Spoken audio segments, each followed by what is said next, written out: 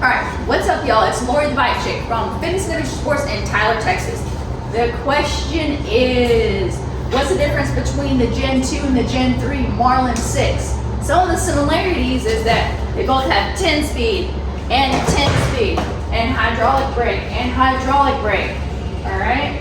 The frames are very similar, but there's a lot of differences as far as the spacing in between is wider back here, a little smaller back here. Let's dig into the meatiest part of why you would want to get the Generation 3 over the 2. The tubeless capability. That is absolutely huge. Being able to go tubeless. So if this is your tire, this is your tube, later you can open it up, remove that tube. Basically you don't have to run as much air pressure in the actual bike, so that tire will give. And if you get a thorn in it, keep rolling, because there's sealant on the inside of that bike.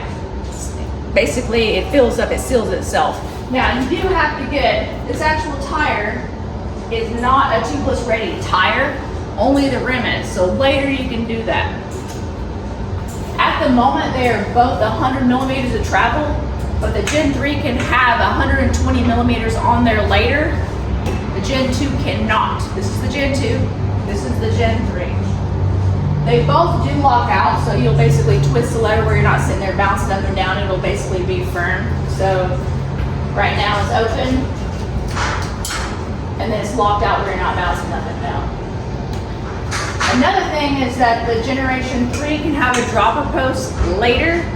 That's huge because you can push the button and then the seat will go up and down, so that way you get your weight down. You're not sitting there getting kicked up over the bike.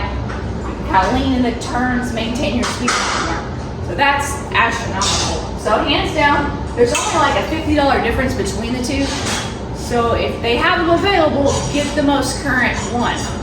Problem is that they're almost sold completely out of the Generation 3. So if you can get one, we've got a couple of them. There's a couple of them left that I think you can still get. They're just very rare.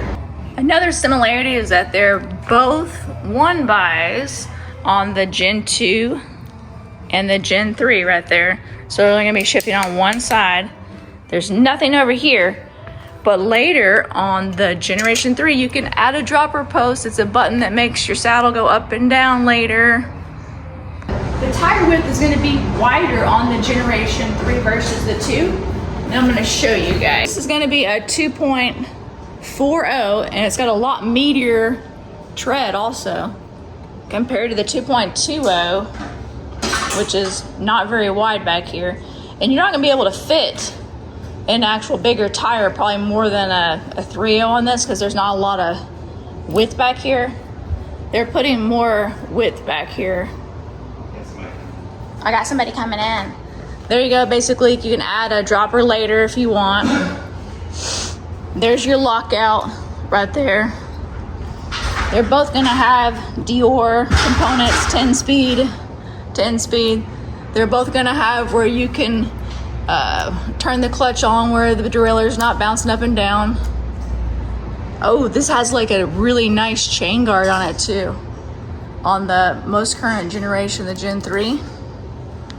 This one just kind of has like a little sticker. Hands down, definitely go with the most current one.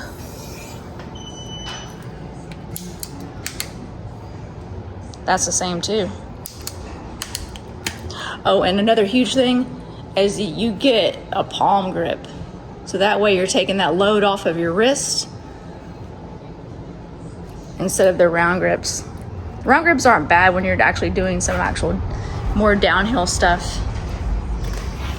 But other than that, you do get, on the rear, you do get a through axle, which is kind of nice. Back here, it is not a quick release as a through axle. So it's a little bit stiffer and less likely for your wheel to come off if you forget to actually close it. You can add a rack later on both of them. All right, peace out. Y'all like and subscribe. You guys watch, but you got to subscribe.